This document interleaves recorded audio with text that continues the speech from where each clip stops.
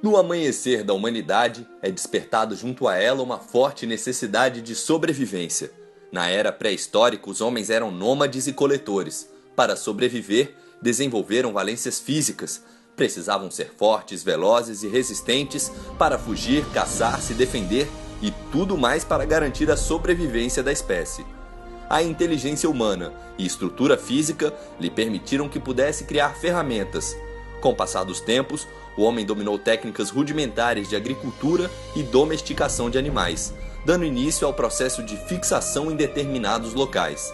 As habilidades se aprimoraram e a concepção esportiva também, passando a ser induzida por valores hierárquicos, éticos e sociais. Os chineses foram os primeiros a racionalizar os movimentos corporais humanos, atrelando-os à medicina oriental. Criaram o Kung Fu, antigo sistema de ginástica terapêutica, do qual há um forte aspecto de religação com a essência da alma para curar enfermidades. Na Índia, a espiritualidade também esteve atrelada ao desenvolvimento físico.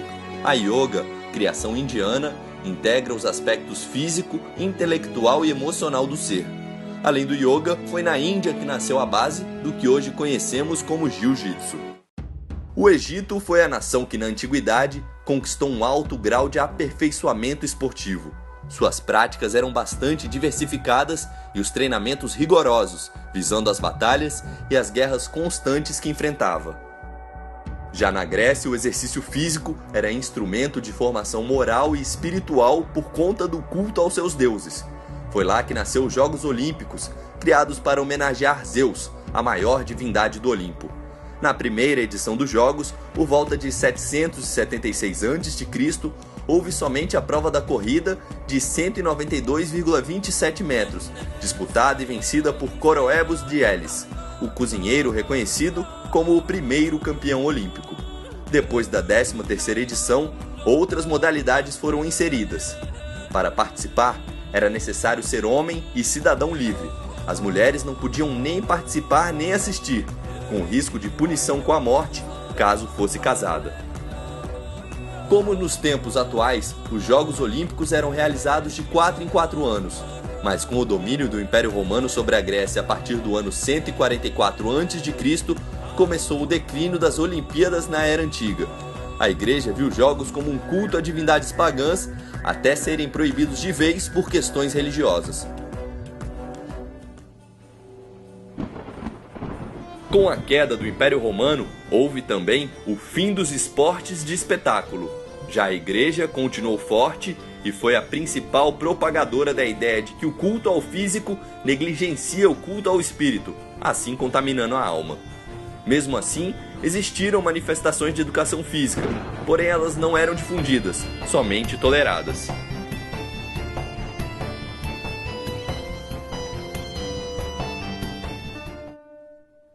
Foi na Renascença que a educação física voltou a ganhar força. Nomes como o do humanista Vitorino da Feltre, que tinha em sua concepção pedagógica o ensino do exercício do corpo em comunhão com o exercício do espírito.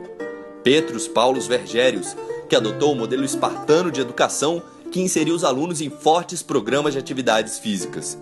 E do iluminista Jean-Jacques Rousseau, tido como o pai da educação física escolar, por idealizar a inserção da educação física na educação infantil.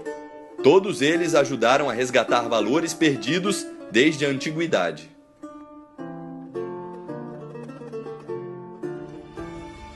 Esse período histórico da educação física foi marcado pelo surgimento das escolas europeias de educação física, cada qual com suas características e bases de influência.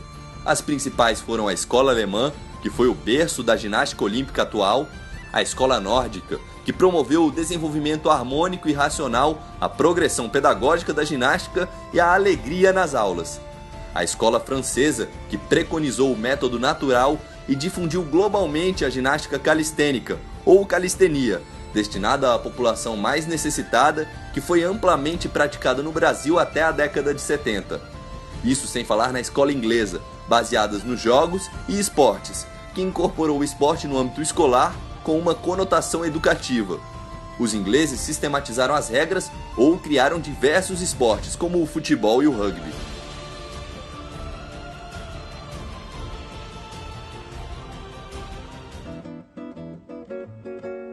No Brasil, a educação física passa a ganhar mais importância na chamada fase higienista, entre 1900 e 1930. Logo em seguida, na fase militarista, de 1930 a 1945, a educação física é usada como meio para aprimoramento da raça e fortalecimento do Estado. Promovia a disciplina moral e o adestramento físico. O objetivo dos militares era formar homens fortes, disciplinados, com boa aparência física e resistente a doenças. A partir de 1945, a educação física brasileira entra na fase de pedagogização. Foi nessa época que foi habilitado o profissional de educação física. As atividades esportivas ganham importância no currículo escolar e o desenvolvimento de habilidade passa a ser o principal foco da disciplina. A fase atual começa a partir da década de 70, com o estreitamento do esporte e o nacionalismo, e é impulsionado pela obrigatoriedade da educação física nos ensinos fundamental e médio a partir de 1971.